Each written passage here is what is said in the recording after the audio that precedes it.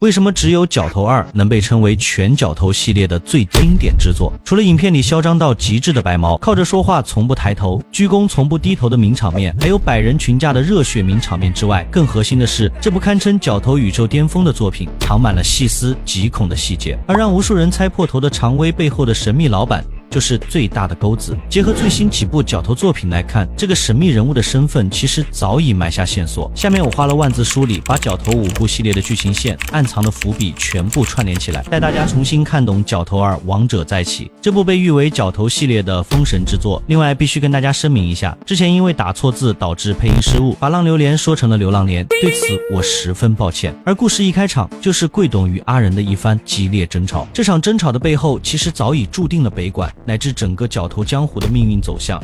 大啊！台北城一地大家想要闯，我只不过是先甲提过啊，尔嘛。这无可能啊！哪有啥无可能的？只要我搁在社会啊，可能发生啊。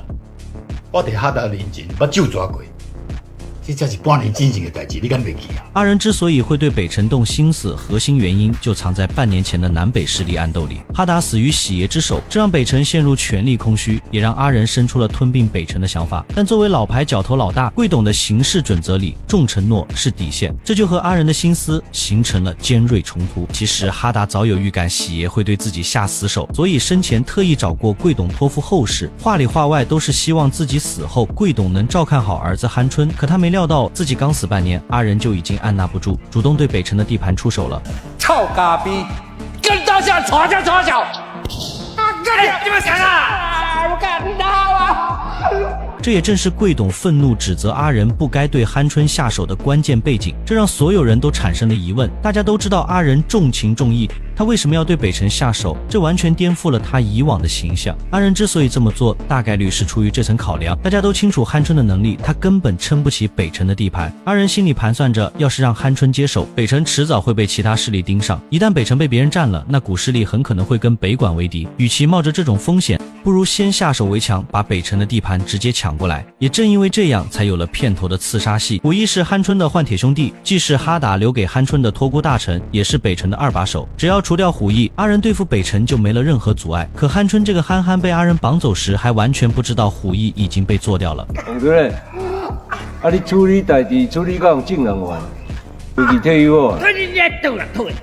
你叫退我就退哦。安尼我算老几呀？这算讲你没肯答应，我到底好严骗啊！干啊！就在阿仁准备对酣春动手的节骨眼上，贵董的电话打了过来，话里话外都在警告阿仁绝对不能动酣春。阿仁心里再不甘，也得听贵董的话。事后，贵董把阿仁叫到北馆，明明白白的告诉他，以后不准再碰酣春，因为贵董当初答应过哈达，要好好照顾他的儿子。这里就有个疑问，既然贵董知道阿仁要对北辰动手，为什么一开始不阻止？大概率是因为虎意。贵董很可能早就看出虎意在北辰的权力已经超过酣春了，既然答应了哈达要保酣春平安，就必须彻底扫清威胁酣春的隐患，所以他才默许阿仁派小弟做掉虎意。但贵董从没想过要吞并北辰的地盘，可眼看着北辰的地盘就要到手，阿仁实在不甘心，为此还跟贵董大吵了一架。最后阿仁只能无奈的去自家赌场散心。就在他在牌桌上大杀特杀的时候，一个电话突然打了进来，电话那头正是他的好兄弟常威，主动约阿仁见面。喂，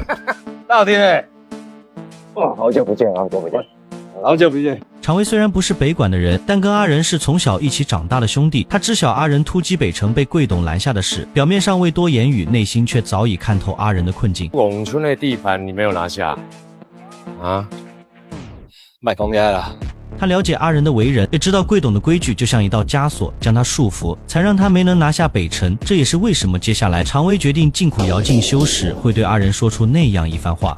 我已经决定进苦要进修了，今天找你来，只是想跟你打声招呼，告诉你一声，等我拿到全台北的地盘，我再回来找你啊。这句话的隐喻其实不是要直接帮阿仁，而是在暗示阿仁他的行动一直被贵董牵制着。在老牌角头老大的观念里，做什么事都要讲道义，这既是阿仁受制的原因，也正好印证了他重情重义的人设。反观常威，他就不一样了，不受任何规矩的束缚。至于常威为什么要进苦窑进修，这就得说说弯弯的黑道晋升潜规则了。弯弯有犯罪学历的说法，比如看守所等于小学，监狱等于高中，管训队等于大学，绿岛监狱等于博士。这种说法源自竹独子联邦陈其里的监狱进修论，也正好印证了常威说的禁苦窑进修的说法。常威说等我拿到全台北地盘再回来找你，这句话其实在暗示监狱里有大人物能帮他，这个大人物大概率就是流浪连相关的石议员。众所周知，石议员是南坑霸董的女儿，而霸董正是害死石议员丈夫的元凶。南霸天海董又是南部势力的老大，所以在这个节点上，石议员很可能已经跟海董达成了合作，目的就是报复南坑势力。这也解释了为何窦震最后海董能轻而易举地将喜爷救出。有了这几层关系，便能说明常威在监狱的这几年成功搭上了这层人脉，因此他成立剑和会时，身边才会有2个人随行，一个是窦震里的阿彪，另一个是流浪连的白毛。这2个人本质上是派给常威调用的，并非他真正的手下。反观之后的几年，北管始终平静无波，阿仁也彻底放弃了北城的地盘。直到某一天，剑和会突然崛起，让弯弯的江湖再次陷入血雨腥风。这个帮派靠面粉生意发家，手下小弟甚至人手一辆小牛，而帮派的老大正是常威。他没忘记入狱前对阿仁说过的话，只不过阿仁只猜到了一半。他从未想过常威的目标是掌控全弯弯的地盘，而北城便是他的首要目标。所以常威第一时间便派阿彪和白毛前往北城。此时的白毛经历过流浪连的事件后，已彻底变成疯批模样。这个好，我把腿拿着。而说到这里，很多人可能会疑惑，在流浪连中，白毛亲手杀害了石议员的丈夫，身负这样的杀夫之仇，石议员为何迟迟不对白毛下手？原因其实有2点。首先，白毛为黑化前，是名牌大学的高材生，还曾协助世界哥研制出畅销的面粉，而剑和会恰好以面粉生意立足。白毛的这种特殊才能是石议员不杀他的原因之一。其次，她丈夫世界哥的死归根结底是南坑霸董造成的，北管只是间接参与，即便白毛没有黑化，世界哥最终也会被霸董铲除。这也是为何在流浪连中，石议员会对霸董说出那样一番话：爸，这敢是你安排的？好走不行就。我唔那是你的查某囝，我嘛是伊的某。结合此前的线索，再加上黑化后的白毛足够凶狠，这便是石议员不杀他的全部原因。而白毛此次出现在北城，也意味着酣春的结局注定是灭亡。王千代，我 boss 约你那么多次，你为什么都已读不回啊？你嘛是咧讲啥小？啊，你那是咧开小房的呢？那是走投无路的人咧整的。恁爸天我去啊！我讲是走投无路的，干！白毛口中的 BOSS 正是刚出狱的常威，但此时的阿仁压根不知道常威已经出来，更没料到白毛和阿彪全是常威的人。具体原因咱们稍后再扒。从白毛的话就能看出来，常威出狱后早就多次联系过酣春，剑和会是新崛起的帮派，圈内老大都清楚他们靠啥发家，懂行的老粉更明白。白毛在流浪连里就是研究面粉的高材生，这才是他的核心技能。至于白毛为什么成了疯批，跟袁泉在流浪连里当年霸董带阿伦闯世界哥的地下工厂，为了逼问世界哥下落，直接弄断了白毛3根手指。本身就记仇的白毛反叛早就是必然。其实从世界哥甩他一巴掌时，他眼里的杀机就藏不住了。但他为什么直到最后才暴露疯批本性？结合前后细节推测，核心原因有2点：一是世界哥只是侮辱他，没下实质性狠手；二是让霸董动手，刚好能给石议员不杀他找个理由，因为他俩都有共同仇人。世界哥死在霸董手里，白毛的手指也被霸董弄断，哪怕白毛和世界哥有过节，直接仇人也是霸董。再加上白毛是顶尖的面粉大师，有利用价值，10亿元才留了他一命。这也就能解释为什么常威的面粉生意能这么火，剑和会能崛起，光有制毒的白毛不够，还得有会卖货的狠人。这就不得不提阿彪，看过斗阵的都知道，阿彪心狠手辣，在南北势力的面粉生意里混得风生水起。这里有个关键细节，斗阵里玛莎特别偏爱阿彪的货，甚至想全包，但从没说过货的来源。结合斗阵中的细节，能推测出阿彪的货根本就是白毛做的。因为这里有一个细节，斗阵里阿超曾经找光头拿过货，而光头和白毛的关系不一般，这就把3人的货链彻底串起来了。这也能解释为什么常威的剑和会小弟都那么有钱，典型的自产自销。再说阿彪，他本来就被寇桑看中，但寇桑一门新思想让儿子继承家业，阿彪只能一直隐忍，直到斗阵里寇桑快死的时候，阿彪的反叛念头终于藏不住了，这才在寇桑临终前补了一刀。很多人不理解寇桑都快死了，阿彪为什么多此一举？结合阿彪的隐忍性格与反反叛动机来看，他想用寇桑的死表决心，彻底和旧势力切割，为自己找新出路。不过斗争结尾，麦克接到父亲死讯回国参加葬礼就没下文了，大概率是导演埋的伏笔。虽然故事线看似和角头一有关，但时间线根本对不上。角头一直讲顶庄和大桥头的恩怨，压根没阿彪，只能说阿彪的故事远比咱们想的复杂。回到主线，白毛和阿彪把鹌鹑带到天台。干！你赶紧别出来，现在冲啊！这就是你最后的遗言了，不合作是吗？这也印证了常威的布局早就开始了，甚至比阿仁3年前突袭北城还早。作为实打实的黑二代，鹌鹑就算被黑毛断了手指，态度依旧嚣张，一半是继承了父亲哈达的硬气，一半是真憨憨。这打手指你别无语啊！我跟你讲，我担心你给人家拍死，你有才能嫁出这种大人。面对常威递过来的钱，鹌鹑直接拒绝，因为他知道常威做的是面粉生意。这里能发现个特点，北部势力除了大桥头，剩下3家都特别讨厌面粉生意，要么是老一辈角头的规矩，要么就是鹌鹑真不懂外界形势。他的憨憨特质在角头之大桥头与麦克对战时就暴露无遗。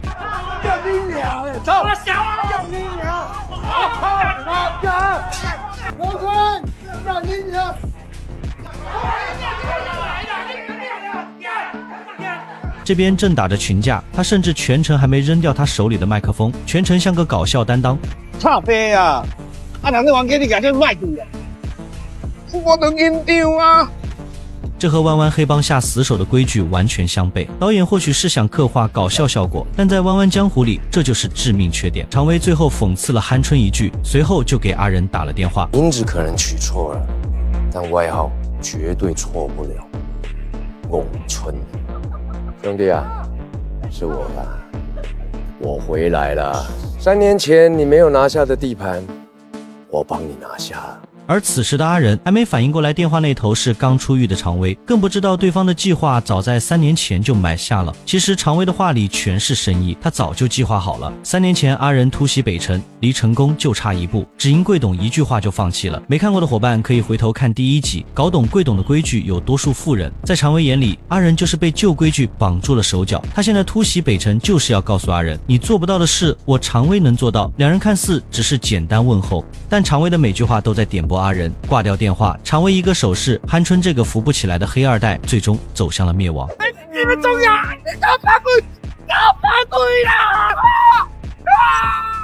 鹌鹑一死，常威的野心彻底藏不住了。他直接带着小弟去了鹌鹑的葬礼。明眼人都知道鹌鹑的死和他脱不了关系，毕竟一方老大惨死肯定会引发江湖风波。但常威根本不在乎，他甚至拿出一笔钱给鹌鹑老婆装出慰问的样子。这波操作明着是在老牌角头面前炫耀势力，暗着是在蔑视成就道义。而这一切其实都是做给阿仁看的。接下来就是白毛的名场面，鞠躬从不低头，很少有人注意他身后的光头也是如此。这不是单纯的嚣张，而是剑河会对旧江湖规矩的公然蔑视。老牌角头讲究表面尊重，哪怕是敌人葬礼也要装样子。可常威的人连鞠躬都不肯低头，本质是在宣告新势力的规则里没有敬畏。葬礼结束后，常威直接带小弟找到阿仁，话里话外都在暗示，只要打破规则就能成功。好久不见，怎么样？我的排场还行吗？混得不错哦，兄弟都穿得蛮体面。当年我进去管训前，只有你来送我。今天我好了，我也要让你好。别开玩笑了，我没你那么好命。我 boss 尊重你，你才是老大，要不然你只是个。好在阿仁与常威及时拦下手下，一场大战的危机才得以化解。但这仅仅是北管与剑河会纷争的开端。随后，常威便将阿仁等人带到自己的仓库，表面是介绍生意，实则是想让阿仁在北管地盘给自己通路子。你听我的，把你的地盘放出来做通路，你和你的兄弟们就不用再赚那些辛苦钱了。阿仁想都没想就直接拒绝了。他心里清楚，鹌鹑的死绝对和常威脱不了干系，更何况通过常威的介绍，他也得知对方不只是做面粉生意，还涉及跨国军火交易，这些全是贵董最反感的生意。哪怕阿仁有过动摇，贵董的束缚与心中的道义也死死困住了他。常威显然也看出了这一点。不说这些，我知道你上面还有一个贵董，他老人家规矩比较多，慢慢说服也不迟。对此，阿仁没再多说，这场谈判就此告一段落。这里要注意一个关键细节：众人离开后，阿超看着常威的身影，眼神里满是向往，已然动了心。而这一切都被白毛看在眼里。从这一刻起，阿超的内心开始动摇，也是北管芜湖走向末路的开端。没看过前作的朋友，或许只会觉得阿超是一时贪心所致，但看完《斗阵流浪连》就会明白，他的灭亡早已注定。就像酣春因为撑不起北城，最终被常威除掉，阿超的结局其实早就埋下了伏笔。在斗阵里，阿超就曾找过光头，从他手里拿了一批面粉。要知道当时除了大桥头，其他3大角头都嫉妒痛恨面粉生意，可阿超为了贪念根本毫不在乎，甚至让小弟阿豪偷偷拿去卖。即便阿豪不肯，他还拿阿豪母亲病重当筹码，诱惑阿豪帮自己赚钱。从这就能看出阿超的贪心，更能看出他毫无担当。后来阿仁发现地盘上有人卖面粉，所有线索都指向阿超。阿仁没有直接戳破，其实是在等阿超主动认错，这是他对这位最早跟随自己的小弟最后的期待。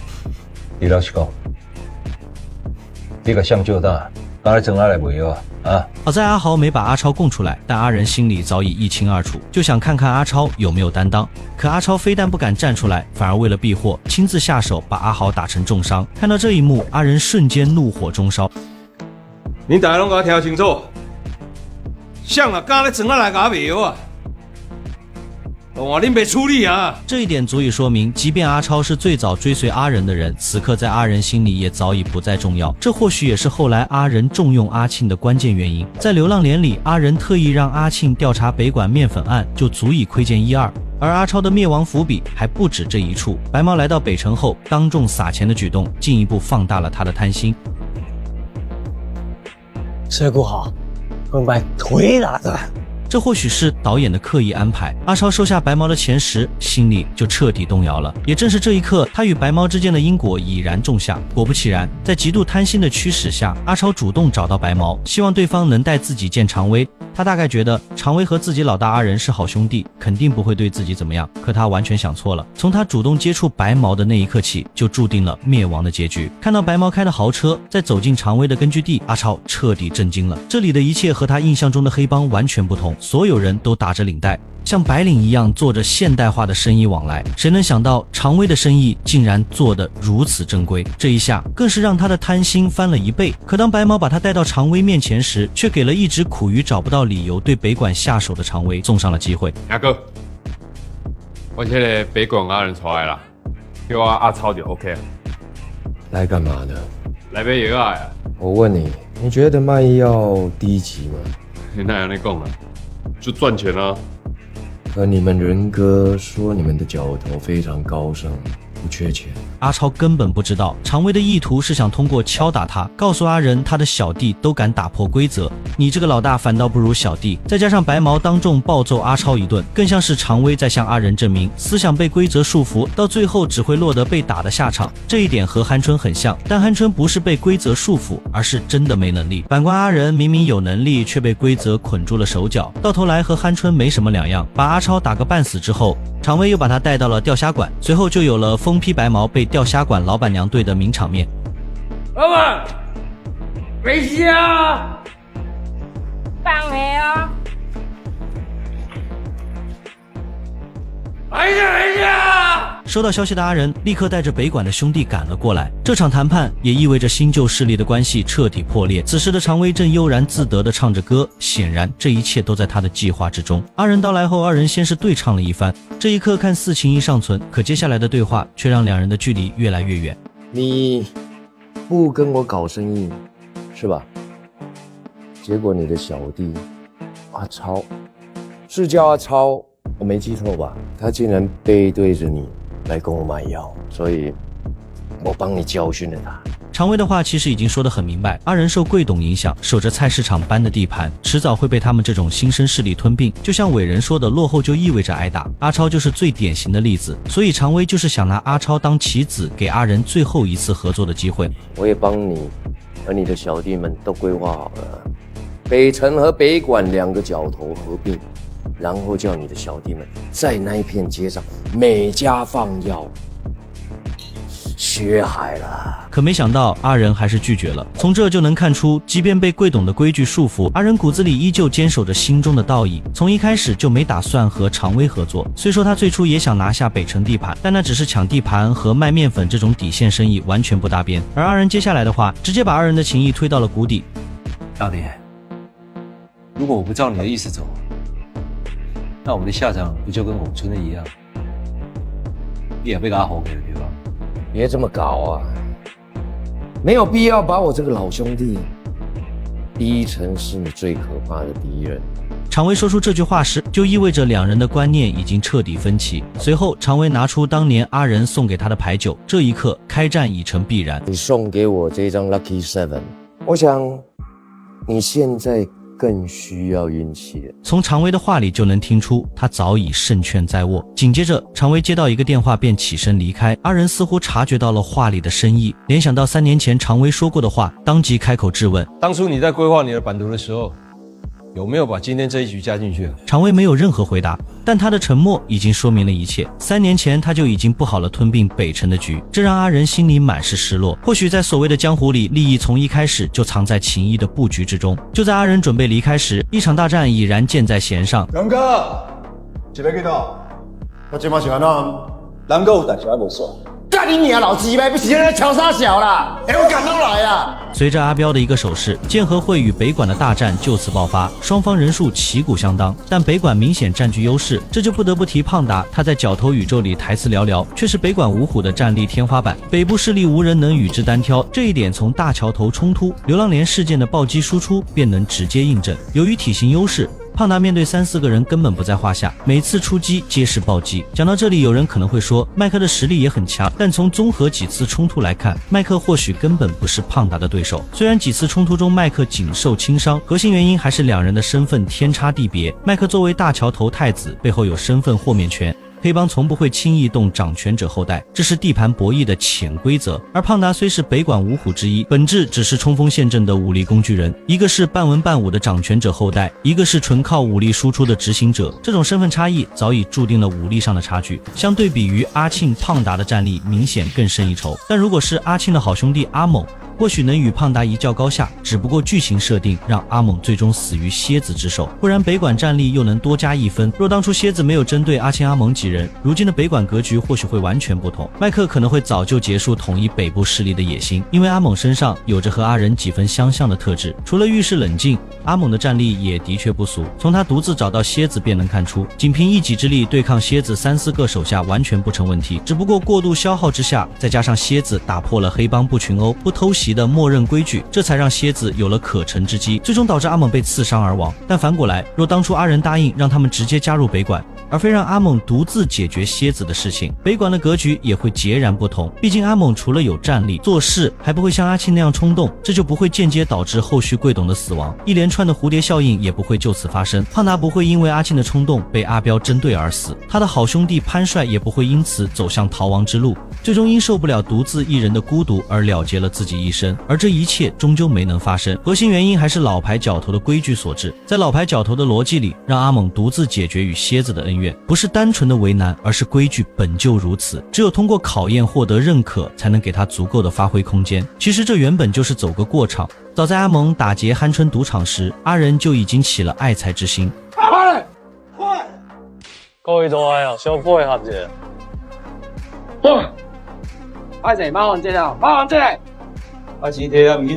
这种敢打敢冲的魄力，正是北管新生代需要的战力。阿仁的爱财之心早已显露无遗。若阿猛能从蝎子手下成功走出来，凭借阿仁的扶持，他在北管的地位绝不会低。可剧情的走向终究逃不开现实般的宿命。从阿猛被迫独自面对蝎子，到贵董、胖达接连陨落，再到潘帅走上绝路，这些看似零散的悲剧，实则早已被老牌规矩的束缚与江湖的残酷定格成无法更改的命运。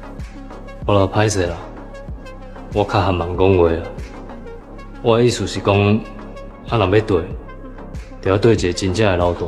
若本事，个人的代志先去瞧清楚，瞧了哪会好势，后面的代志咱再过来瞧。回到主线战场，这一战北管本应稳操胜券，但在绝对火力差距面前，老牌角头的战力终究显得力不从心。或许是导演刻意为之，也可能是阿仁没料到会与常威提前开战。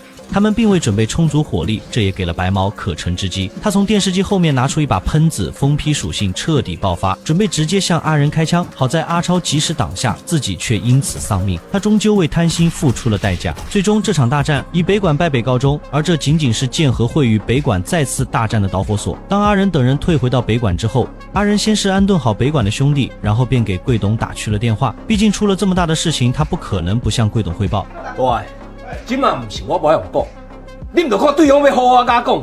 大你较早甲我讲，我拢知影，我也拢有听你。啊，若无我，你的个性你上解清楚。即嘛重点是我的少年替我动政治，啊，即嘛人亡心啊。啊，若无我惊你无材料，甲你讲这通电话，安尼你有了解无？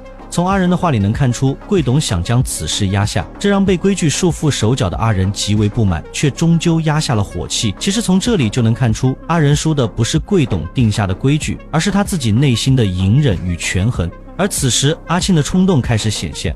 对，当然要靠你是吧？当然要靠你啊，是吧？要我这么死死。从阿庆的表情能看出，他心里已然埋下不满的种子，这颗种子终将在贵董心脏病突发时彻底发芽。看到这里，有人会觉得阿仁不如阿庆敢拼，但实则并不是这样，因为阿庆做事是不计后果的，相对比阿仁在某些层面上要比阿庆稳重得多，他做事完全有自己的计划。就比如窦震突袭南部追杀喜爷的那一幕，他都是事先来到南部拿到军火后才行动，但阿庆却不是这样。这一点通过稍后的自作主张便能窥见一二。他带着潘帅、宗保、胖达准备袭杀白毛，以此来给阿超报仇，可他从未想过袭杀白毛的代价。作为剑和会首席面粉大师，这样做无异于彻底加剧剑和会与北管的矛盾。在给阿超祭拜完之后，他们四人通过踩点终于抓住了白毛之身前往夜总会的空档，就等着白毛出来一击必杀。然而此时的白毛还全然不知危险降临，在吸食大量面粉之后，他的疯批属性显得更加极致。有人会问白毛的战力如何，但从综合表现来看，他的战力远不及北管五虎，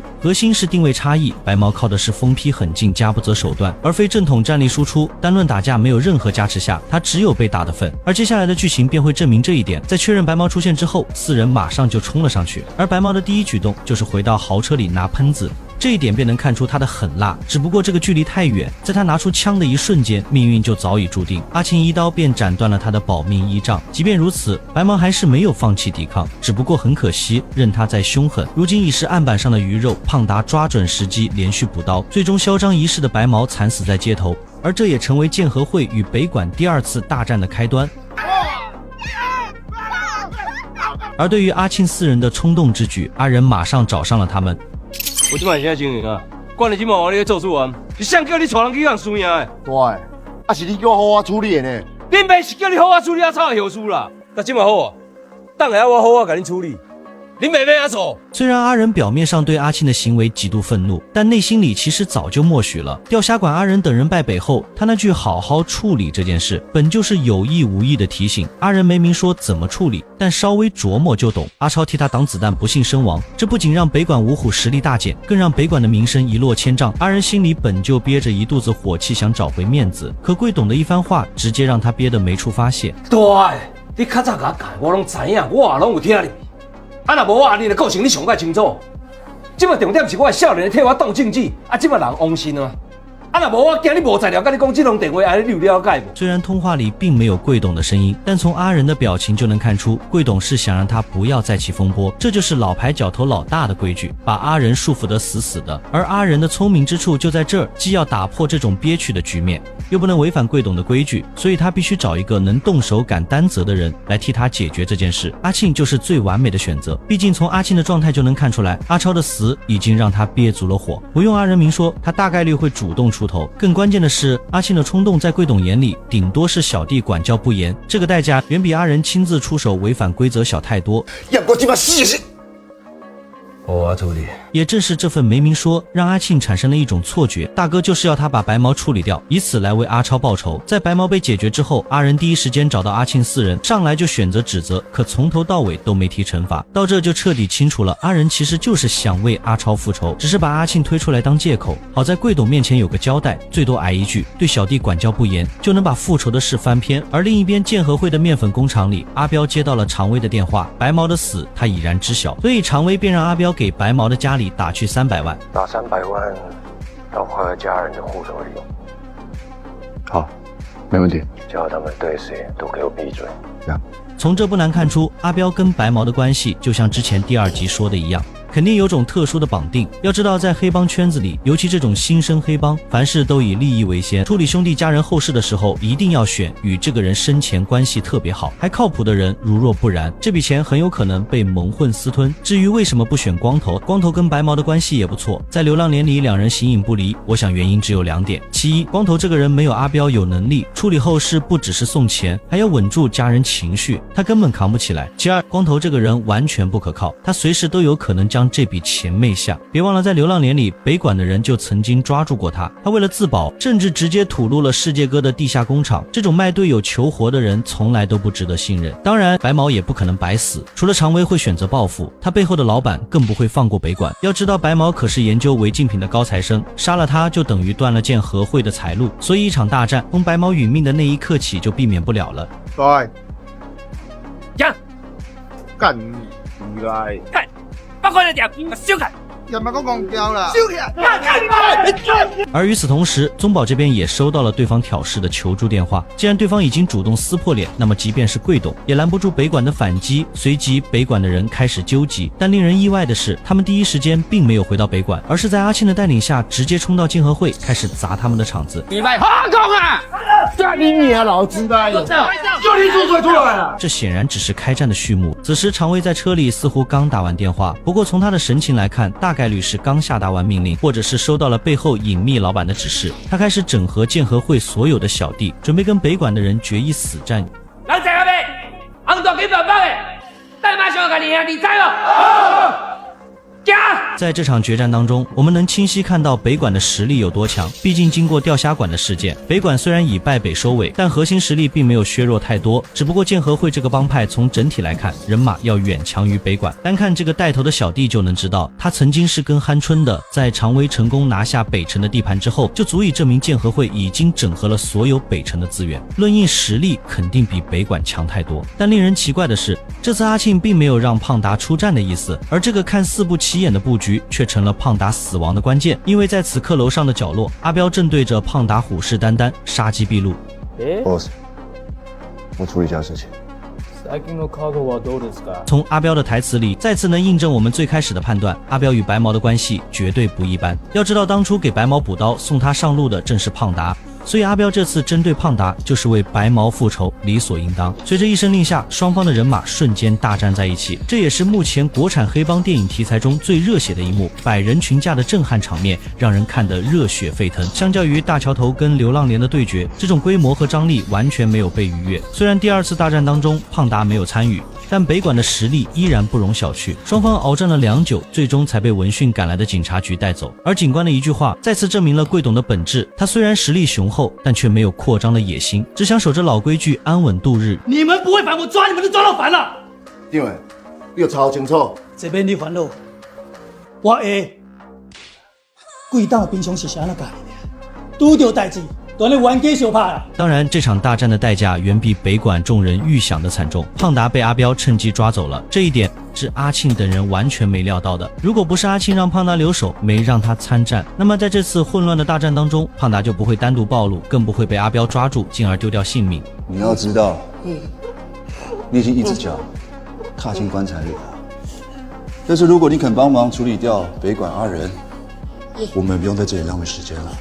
是你喝醉了，还是我喝醉了啊？有种把我放下来，我们单挑啊！操你妈的！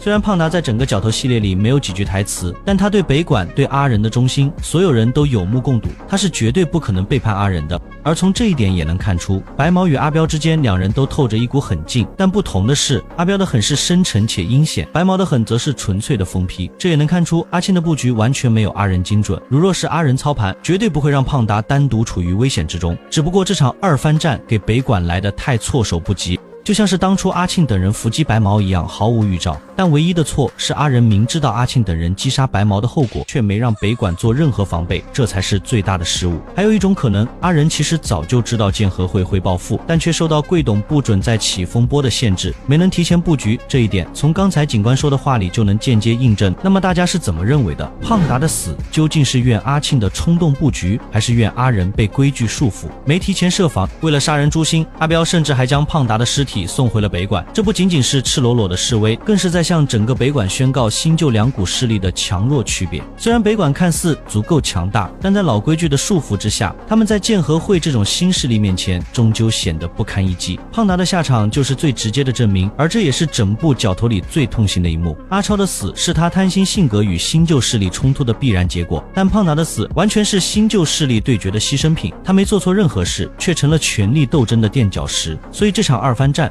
看似没有明确的输赢之分，其实北管还是败了，连续牺牲2员大将，北管这口气怎么可能咽得下？就在北管众人商议报复之际，警方率先找到阿仁，告知事件已经动上层，警方将全权介入处理，严禁北管私下寻仇。这位与贵董相交神赌的局长，其行为背后无非2种可能，或是遵从贵董意愿，不愿纷争进一步扩大，或是迫于常威背后老板娘的势力施压。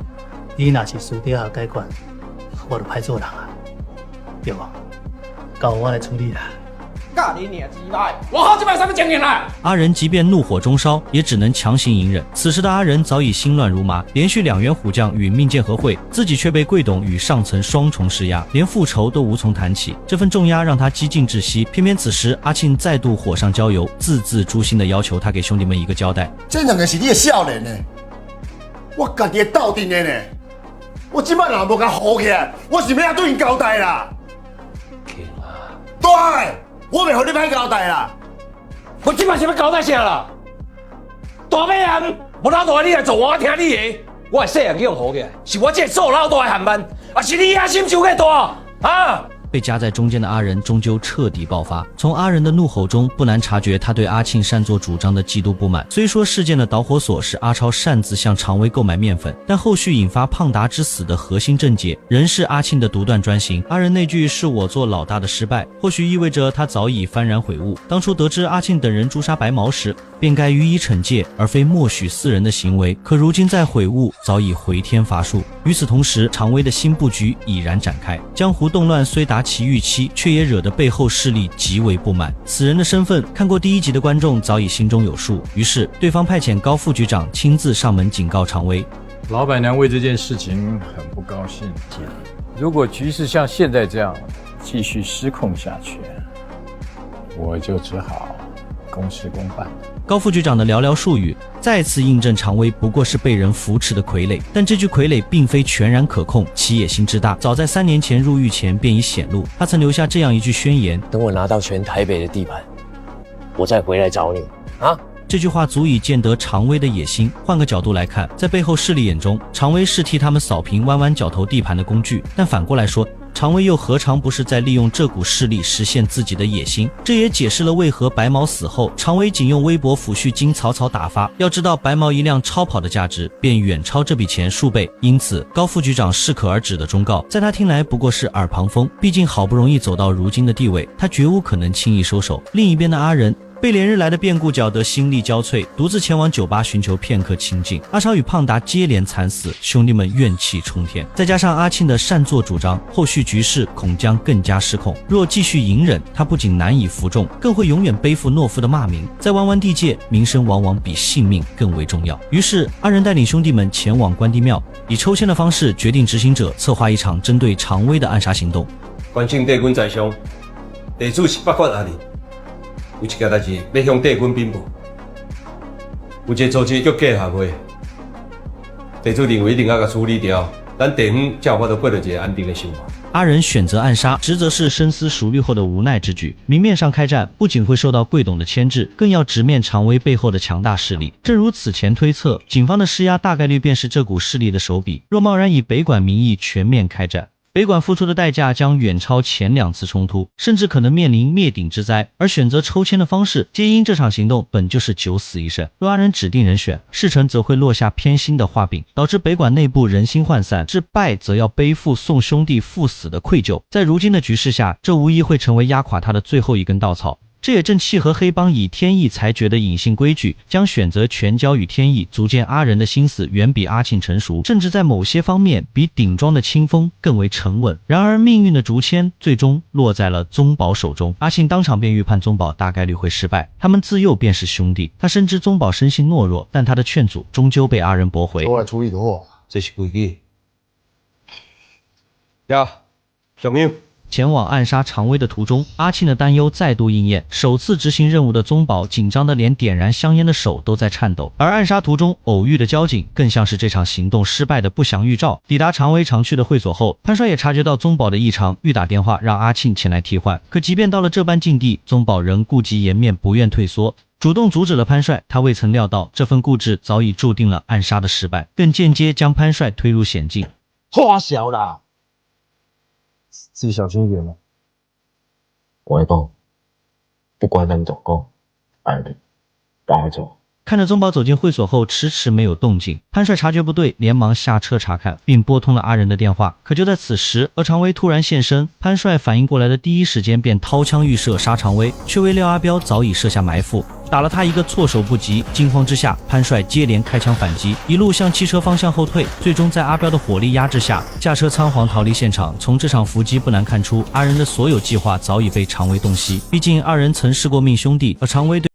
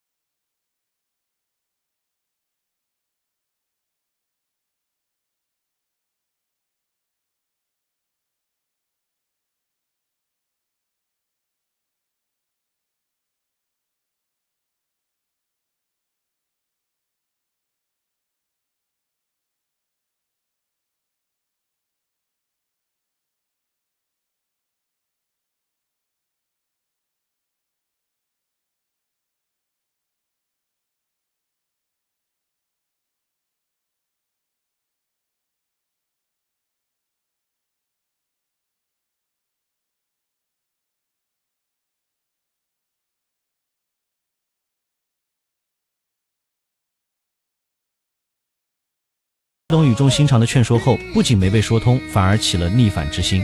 讲的，你讲的我拢了解，我嘛拢真清楚。也毋过即摆人伊当然会头壳点啊！我知影，你即马有真侪武案，毋过即马全部给他吞了。我。就在这时，桂董突然呼吸急促，连番的事件早已让他身体每况愈下，再加上阿庆的刺激，心脏病瞬间发作。阿庆慌忙找特效药，可当他看到办公桌上阿仁与桂董的合照时，心猛地顿了一下。此刻，一种不好的念头涌上心头，他心里的那道坎显然。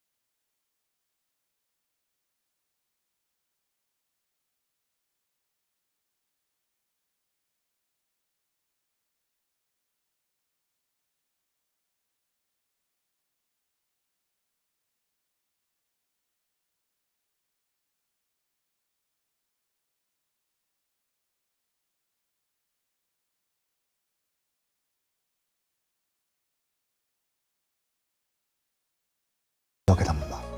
阿仁啊，这个世界已经不是你我说了算。一场大战已无法避免，好在阿庆洞察到阿仁是要单刀赴会，在关键时刻赶了过来，双方随即展开火拼。这一次，懦弱的宗保彻底变了，变得勇猛无比。经过兄弟几人的联手输出，终于将剑和会的